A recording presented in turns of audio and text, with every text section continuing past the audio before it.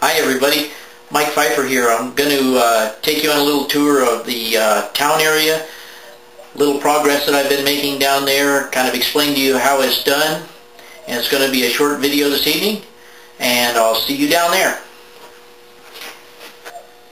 Okay, we're going to progress down here to where the town is. What I did here was I made a template and out of freezer paper, and then I 3M77 adhesive the roofing felt down in this area right here. Then I cut in the bridges, and then I just put the buildings in here that I had from the old layout and tried to figure out a way that they could all blend together.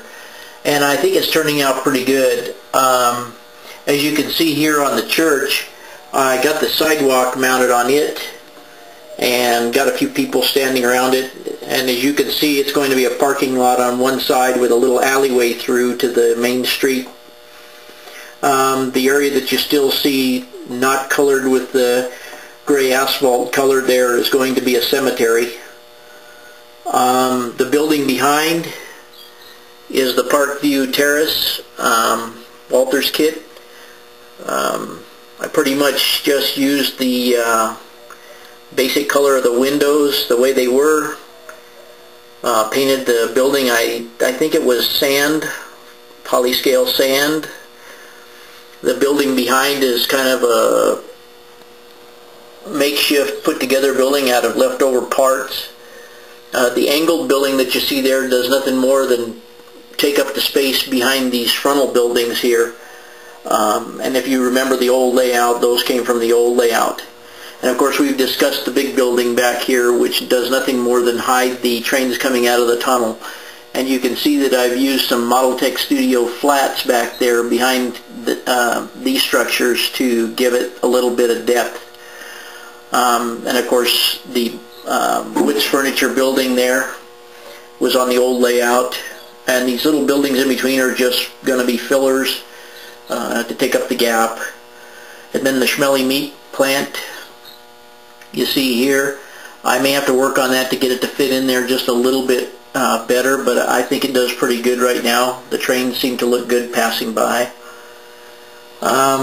Since the last time I believe I finished the overpass, I don't remember if the overpass was completed last time. I scratch built the end down here. I'm going to eventually do a pattern for this area right here and also cut it out and do the same thing that I did on the other side of the tracks there. This is a model power building that I have put on some of the chat groups. It's a modified model power building. All I did was I lowered the front wall here, the back wall was from the scrap bin, and then just basically added little pieces here and there, flattened the pitched roof and made the roof structure there. I have a bunch of equipment, crane and some other things that will go around there, some dump trucks and so forth eventually. These buildings that you see here in the foreground actually face the main street, or the extension of the main street, and basically they're just put together. They'll get a lot of detail on the back sides and not too much on the front side, since you won't see the fronts. I'm planning on using this little telephone building here, and I'm not sure whether I'm going to have it facing this way or turn it sideways. If I turn it sideways, I figured out that I could put a fenced-in yard there and put a few phone trucks in there to make it simulate a yard, telephone company yard or work area. And I'm just going to try and get the camera over here and show you down the street here. There'll be sidewalks on both sides. There'll be sidewalks taken off of the theater, and then there'll be sidewalks added to all those buildings to join them together, more or less like you see back here. You can see how I've joined the sidewalk together back here in the back and in the building behind there. Also, there's a sidewalk around the the apartment complex there, which will also have a parking lot out in front of it where you see those cars now. But anyways, these buildings here will have the same type of sidewalk down through there, plus some street lighting and so forth to brighten this up a little bit or make it look a little more city-like. This road will come down here and have a circle at the end for cars to return, plus an exit that will go up over the curb and around the back of the buildings here, allowing freight trucks and so forth to pass behind these buildings. And that freight road will pass underneath the overpass there. And I'm thinking that somewhere over in there will be a small hobo camp. And actually, I'm just going to back up here a little bit and give you some idea of what the whole thing kind of looks like.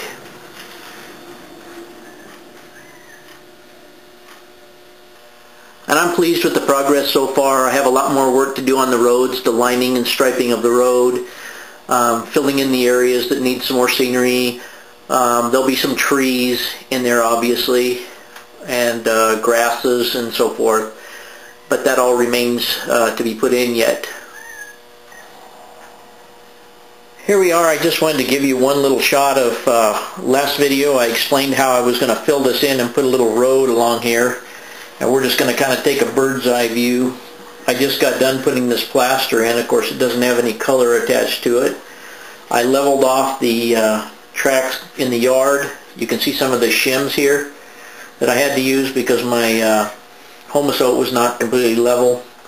The yard still is not completely level, but there's not much I can do about it at this point because of the difference in height between the two pieces of homosote where they join in this area right here. I just wanted to update you on that small area as well. Thanks for watching this evening, and hope you guys have a good day. Thank you.